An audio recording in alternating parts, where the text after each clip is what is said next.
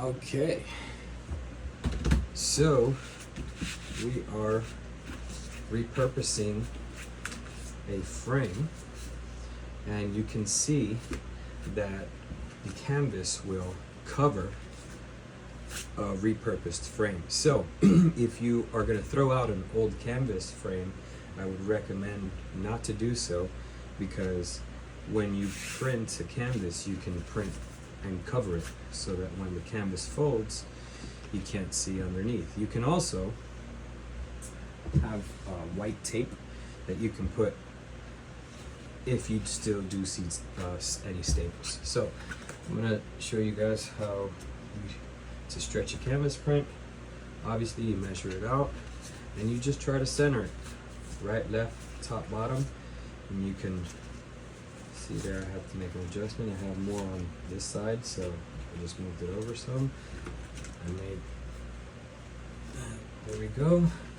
Check the top. You see I have to just nudge it over ever so slightly, and we're good. We are good to go. And again, these first staples, they're placement staples. They're not perfect. They're just to hold the canvas down, because you're going to pick a side to start from.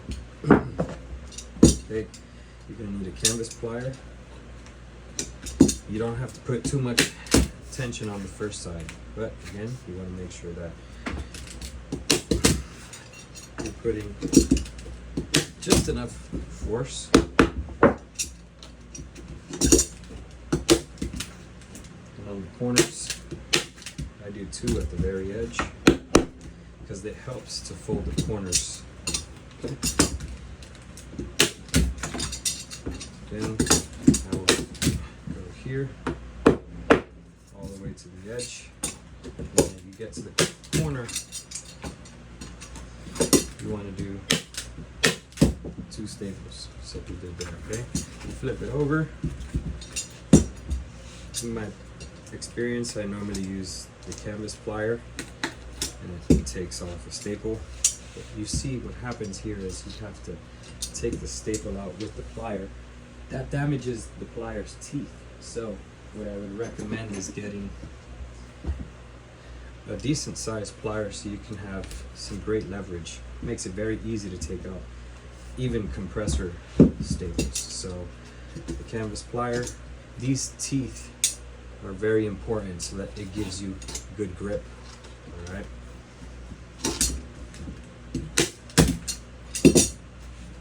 So I'm going to hold it up here on the edge, and you can see that what we're trying to do is get a tight stretch. You don't want any waves. Okay? So that's the goal of the plier. You can go all the way, but now that I'm applying tension, I like to go and apply the tension evenly as I spread out to the sides. You don't always have to do that, but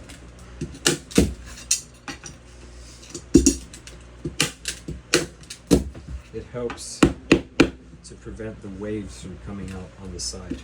And if the waves do come out, again, instead of using the plier, like I was about to do there,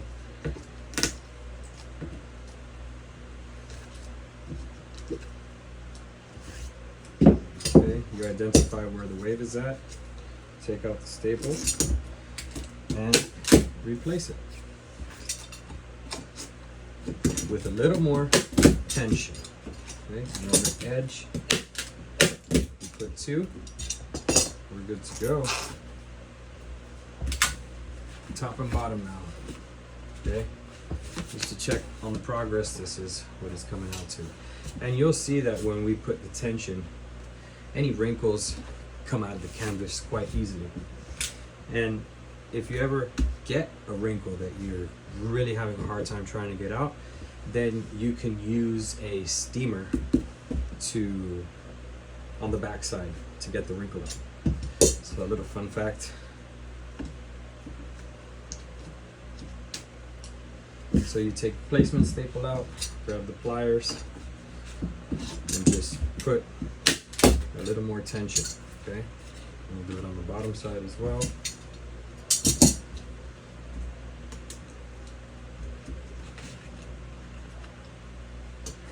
Okay, plier.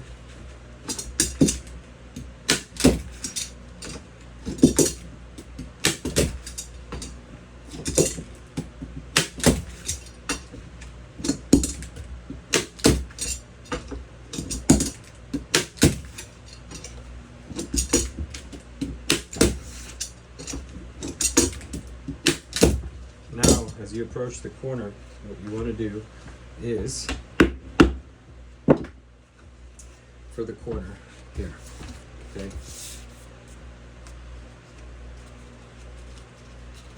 That's what happens. You put a finger there as placement. You can do it from the back side as well, and you use this here, and that's how you make a corner.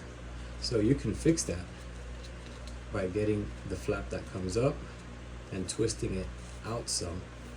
And if I twist it out more, you'll see I will get a corner that's closer to the edge, like that.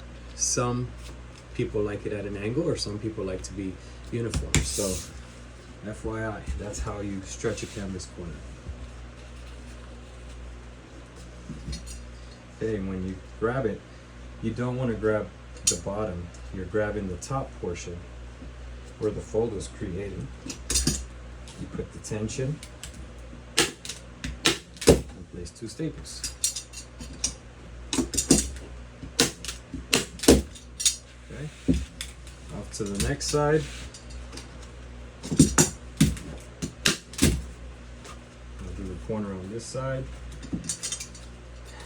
Same situation.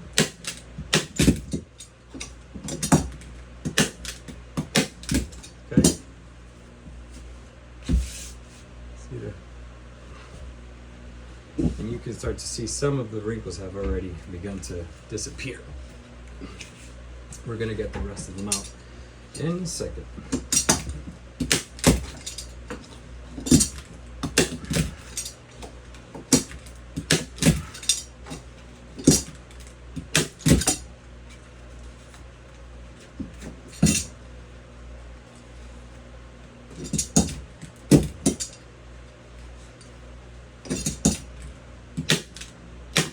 We're just repeating the process.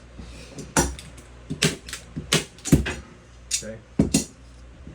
I'll put any staples down that stood up.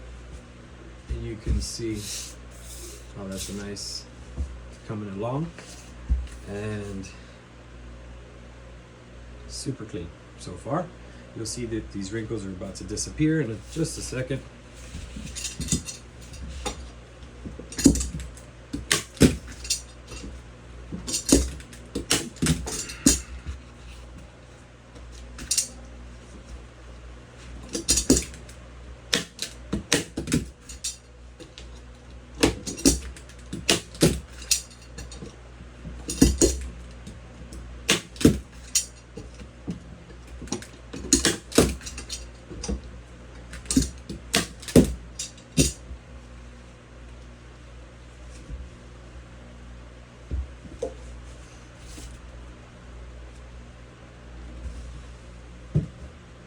Okay. Then what you can do is on the back side you can staple your card, your information. And there you have it. Okay. Additionally, you throw in sawtooth hangers. We'll put one on each side. And the cool thing about these hangers is you don't have to be precise with measuring exactly where, pinpointing where you need to put the holes or the nails when you are, as opposed to these D-rings. When you're using these, let's say these are here, right? You have to pinpoint, you have to measure exactly 36 inches in this case, right? Here it's very forgiving. Okay, you have this room of error for the nail to fall within these sawtooth hangers. Now, if you want to beat this, what you can do is you put these down, and then you put a wire, and now all you need is one nail, and you can adjust the frame as you need on the wire. And it's also very easy to hang. So those are different alternatives for framing hardware. Okay, we're going to include a Pokemon card in this order. No, I'm just kidding. I just found that. Yeah.